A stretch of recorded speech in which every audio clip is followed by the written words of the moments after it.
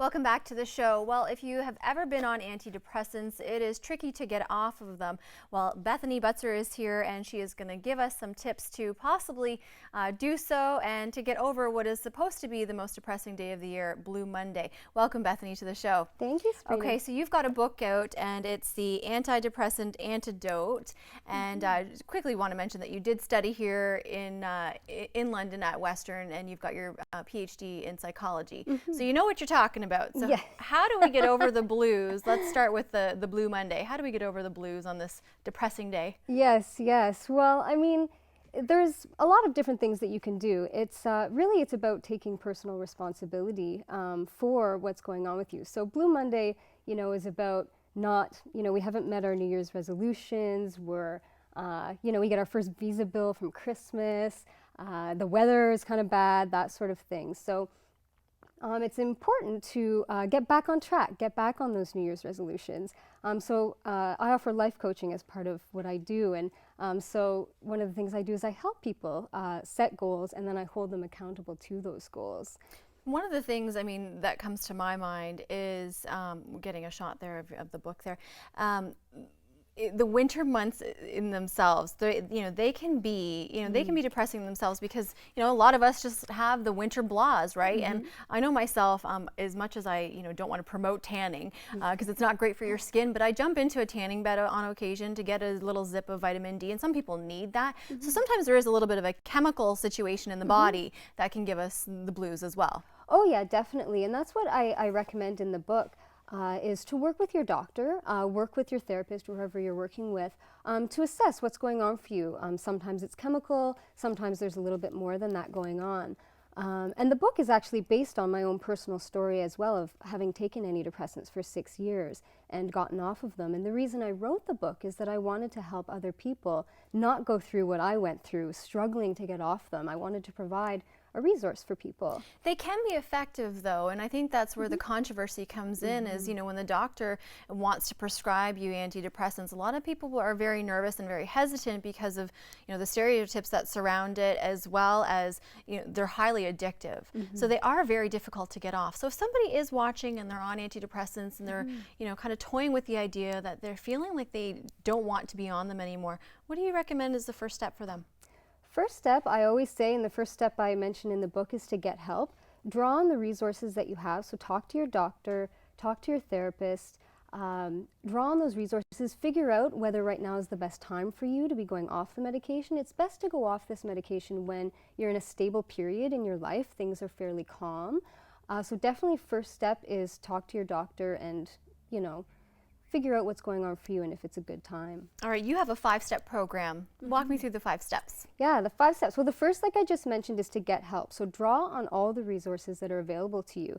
It's often, we kind of want a quick fix. We just want to be able to sit back and take the pill every day and not have to do anything. So the first step is get help through things like this book, but also therapy, your doctor, that sort of stuff. Second step is to, I call it kick the habit. So it's the process of tapering off the medication. You need to do it slowly, and you need to do it in consultation with your doctor. That's very important. Third step, go. And this is about letting go of anxiety, sadness, depression through things like yoga, meditation, breath work, exercise, that kind of thing. Therapy, really. Yeah, right? Exactly. And lots of knowing that these forms of therapy, yoga, exercise, are really effective with their step is choose wisely. So that's all about lifestyle changes. So make changes in your job, your personal life, your family life, financial situation that you need to make to really stay off the medication long term.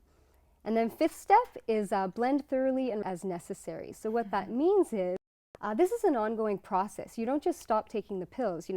There's more to this than just getting off the pills. You need to constantly be drawing on the techniques that I outline in the book to stay off the medication long term. So when we hear people talk about, today, it's supposed to be the most depressing day of the year, and the power of our minds is ridiculous. I mean, just suggesting it, I was joking around in our opening of the show, and Darren, it's the most depressing day of the year, and I said, oh, okay, fine, I'm done then. I'm out of here. But really, if somebody suggests that it's going to be a great day, it's going to start out to be a good day, right? Yep. Oh, absolutely. I'm a big believer in affirmations. So telling yourself today is going to be a fantastic day. I woke up this morning, I thought today's going to be a great day. I'm going to do great in this interview, and telling yourself these things, and it seems kind of silly at first, but you really are retraining your brain to think differently. You're creating new neural pathways for yourself. So. All right. Well, I have no complaints so far. So far, this day's been all right. We're going to come back. We're going to talk about reducing stress and improving your mood. More with Bethany in just a couple minutes. A short break. We'll see you back here in just a minute.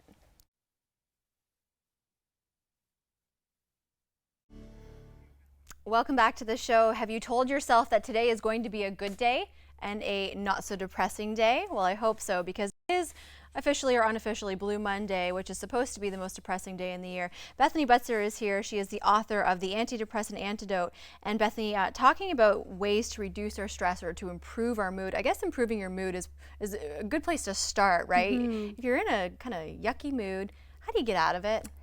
Yeah, I mean, well, there's a few different ways. There's three sort of main tips that I was planning on talking about today, and they're for both mood and kind of stress management as well. The first one is to make a change. So there's an author that I love, his name's Robert Holden, and he said, stress is an invitation to change something. So it's the idea that stress is your body's way of telling you that something needs to change. Now, the change might not be easy to make. You might need to, quit your job, get a divorce, have a frank conversation with a family member, but you need to make that change. And it's one of the things that you did. Sorry, I don't mean to cut you off, but just reading a few excerpts here from your book, you actually quit a perfectly fine job to do what you wanted to do, a passion of yours, and that was to write this book. Yes, exactly. And so that's where I use a lot of examples from my own personal experience. And that wasn't an easy change to make. It was stressful to make that change. But the stress of actually staying in a situation that wasn't right for me over the long term was going to be way more stressful than the stress of just making the change. So sometimes you have to rip off the Band-Aid.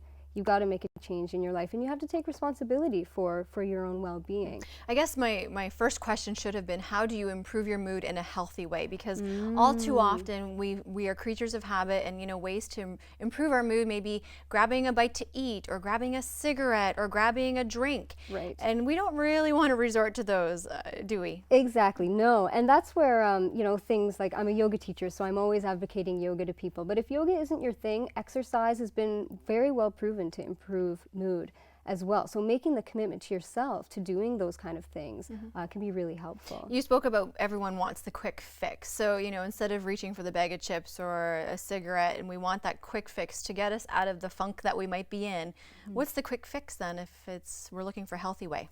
Do you know, honestly, what I believe is that sometimes there isn't a quick fix. It's all about doing the work that you need to do to make your life better, and it ends up really being up to you. And sometimes, like, a quick fix might be a little 30-minute workout, but you really got to work with this over the long term. Okay, so you went through step one. What are the other two? The second is don't believe everything you think. So it's the idea, we often see stress or mood issues as coming from out there. Our jobs bugging us, that kind of thing. But a lot of stress comes from in here, in our heads. So it's the way that we're perceiving the things that are happening to us. Two people can go through the exact same thing. They can both get laid off. One person sees it as this terrible experience. The other person sees it as an opportunity to start a new life and grow. So we need to check in with the reality of our thoughts, make sure we're not jumping to conclusions, blowing things out of proportion, and really just making sure our thoughts are in line with what's really happening in our lives. One of the terms I learned years ago was control your thoughts. Not saying I put it into practice every day, and Darren will tell you that, but controlling our thoughts. It's hard to do, but if you can do it, the self-talk, it's so important. Oh, yeah. You may look a little crazy if you're talking to yourself out loud, but it does work, Yep, and there's things called thought records, actually, if you just want to Google thought records, and it's a way every day to keep track of your thoughts and to kind of assess the reality or validity of them. And I think about 20 to 50 of them, these thought records, most people report they can automatically start retraining the way they think. And maybe learn a lot about yourself. I think. Exactly. Okay, the third step. The third step is to take a time out. So I think as a society, we really don't place emphasis or self-care.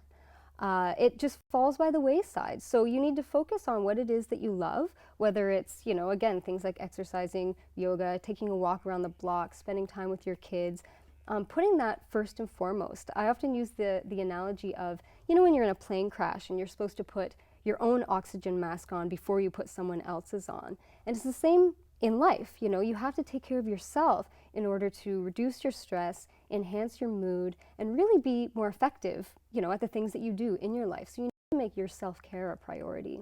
All right, and you can find all these wonderful tips inside your book here, the Antidepressant Antidote. Was it a long process to put this together? Well, it took me about 5 years to get up the courage to write it because it includes a lot of my own personal stories of having been on antidepressants. I was nervous about people knowing, but I knew that by sharing my story, I could really help a lot of other people feel less alone and reduce some of the stigma associated with taking this kind of medication. Okay, you've got a really unique way that you're going to help out a larger group of people. Tell me about the conference that you're going to have. Yeah, I'm hosting a stress management teleseminar. So it's on February 2nd at 8 p.m. And you can call in from anywhere, and I'll be giving lots of tips to help people reduce their stress. All right, thank you so much for the tips, and I feel like I'm in a pretty good mood now. You brought me out of the Blue Monday. Good. Thank you, Bethany. All right, BethanyButzer.com is her website if you would like to read excerpts from her book. The number is also 519-601-3501. Short break, and when we return, our Fonterra are here. We'll see you then.